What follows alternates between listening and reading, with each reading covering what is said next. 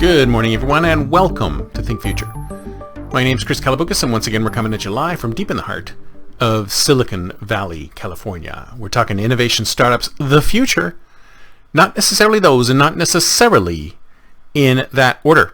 If you're watching on YouTube, smack that subscribe button and hit that bell so you'll be notified when new show comes online. And if you're listening on your favorite podcast service, please subscribe and please drop a note on Apple Podcasts. I greatly appreciate it. Now, just the other day, I read an article about how an AI can now predict with 90% accuracy if someone is going to commit a crime. That's right, folks. 90% accuracy that someone's going to commit a crime. Now, you're probably wondering to yourself, wait a minute, I've heard this before. This is a movie, right? It's a Minority Report, right? It's a Minority Report with Tom Cruise. Remember, and he had those interfaces that he could go... So the precursor, the Iron Man, Tony Stark stuff. But yeah, in that movie, they had a unit called a pre-crime unit. And in the pre-crime unit, they had human beings that were precogs. They had precognition, and they could detect if somebody was going to perform a crime, perform a murder. And Tom Cruise's pre-crime unit would go out and nab the guy prior to the crime being committed. So you can probably ask yourself, well, ethically, is that correct? I mean, can you arrest somebody and indict them and put them in jail for a crime they have yet to commit, but they had every intention of committing based on what these precogs came up with? I don't know. That's an ethical question. It's an ethical question for another day, because if you think about it, human beings can make snap decisions at the very last moment. So let's say these precogs had determined that this guy was going to kill someone.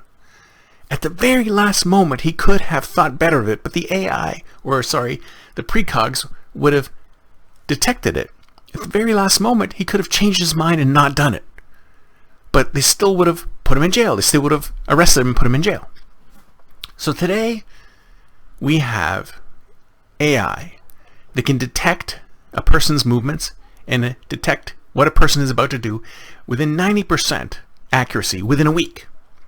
So what they do is they feed all this data about all these people into the algorithm, and it comes back and says, this person is a 90% chance they're going to commit this crime sometime in the next week.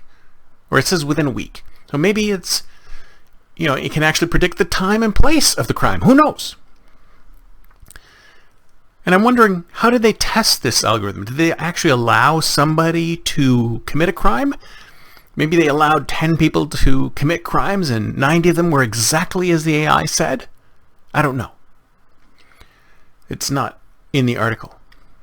But what I thought was interesting was that here's the power of speculative fiction. Here's the power of science fiction. Science fiction isn't just an author looking into a purported future and envisioning that future and writing down that future and publishing that future and sharing that future.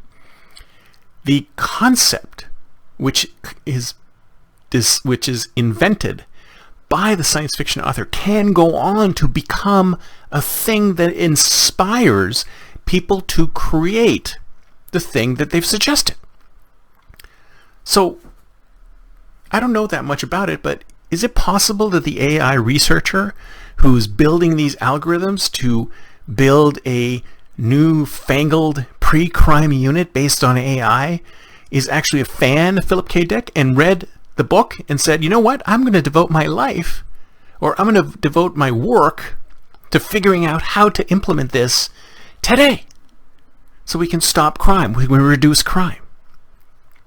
This is how powerful speculative fiction is. This is how powerful science fiction is that creates images of the future. I mean, think about it for a second. Look at Star Trek. Star Trek has been the most influential science fiction media, if you ask me, of all time, because it has influenced so many people to go into not just technology, but into social science and being able to not just build the technology of the future, but build the society of the future. based on the template that Gene Roddenberry created. So Gene Roddenberry created a vision for the future based on his vision. And he probably created that vision because that was what he wanted to see as a vision of the future. As a vision of future for humanity, as a vision of future for humankind, a vision of future of space travel and all that stuff that he envisioned. But not only did he envision it, not only did he create a TV show, not only did he make a few bucks off it, he actually created something which is an inspiration to millions of people who then went on and used some of the concepts that were built in the show to create it in real life. This is why science fiction is so powerful, because when you envision the future and you present a vision of the future, that plants a seed of that vision in someone. Or you hope it plants a seed in someone, especially if it's a positive vision. If it's a positive vision where humans are flourishing, you're designing something that helps humanity. You create something, a vision that helps humanity. Then when you create that vision that helps humanity, it can inspire your generation or the following generation or generations hence to actually build the thing that you envision. This is why I'm such a big fan of optimistic science fiction. We have so much pessimism in our science fiction nowadays. We need more optimism because, like I said, when you envision things, and this is not just science fiction authors, it's anybody. If you're an inventor, if you're a futurist, if you can imagine a future and you can conceptualize that future and you can build that future, or at least create that concept and communicate that concept in some way where masses will be able to take on that concept and think about it, then you may be an inspiration for that to actually be built. Somebody may take your idea, and when the technology gets to the point where it's doable, they do it. Because if you ask me, everything is possible. We just don't know when it will happen. That's it for me for today. See you next time, and until then, don't forget to think future.